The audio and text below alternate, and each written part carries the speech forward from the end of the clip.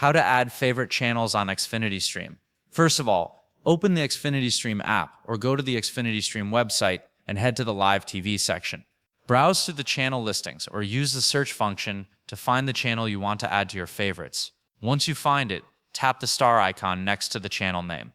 When the star turns solid, it means the channel has been added to your favorites.